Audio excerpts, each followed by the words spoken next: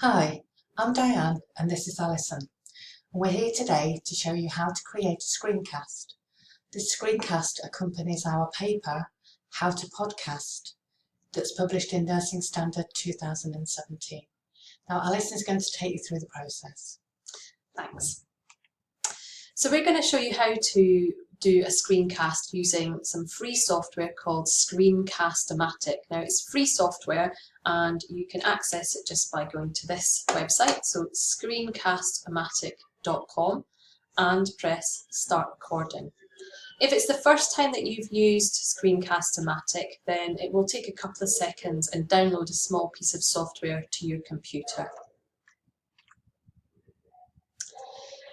When you're ready, click Launch Recorder, and this is what we're using today to make this screencast. We've only got the free version, we've not got the Pro recorder, so click Launch Recorder and a few additional boxes will pop up.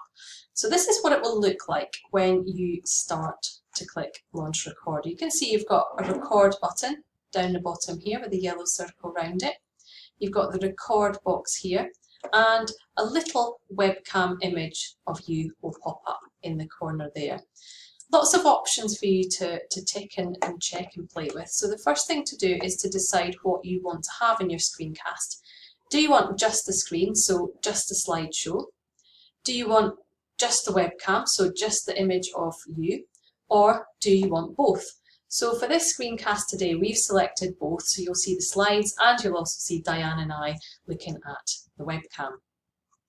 Also in this box, you can see narration. So it's always worth checking that you can actually be heard by the microphone. We're using a microphone which is within the webcam, so it's fairly cheap and cheerful, but the sound quality is okay. I would always do a really quick test run first, so do a quick recording to make sure that your voice is actually recorded before you launch into an hour-long recording, which you can't do with Screencast-O-Matic if you have the free version, because it will only do 15 minutes worth of recording. Things you can do with the webcam: you can change the position of the webcam. Now you can do that just by moving. I don't think we can do it when we're live, but you can move the box around like that, or you can change the position at the start using these tools here. So when you're ready, you've got what you need, you've got your script, you've got any materials around you, and you've put a label on your office door to say recording, quiet please, then you simply click record.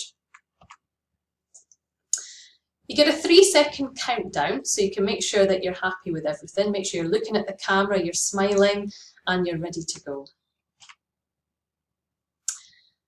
And that's it. As soon as you are started recording, just start speaking to the camera, going through the slides, recording your screencast.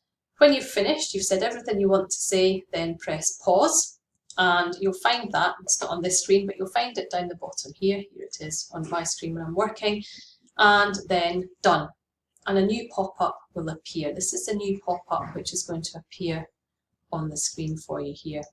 And it says, what do you want to do with recording? Well, that's up to you. You have a number of different options, but those options are limited by whether you have the free version that we're using today or the Pro paid for version. So as I've just said, the free options are somewhat limited. What I tend to do is save as a video file. So there's some options that you can use. So if you're saving as a video file, you can change the type of video that's recorded.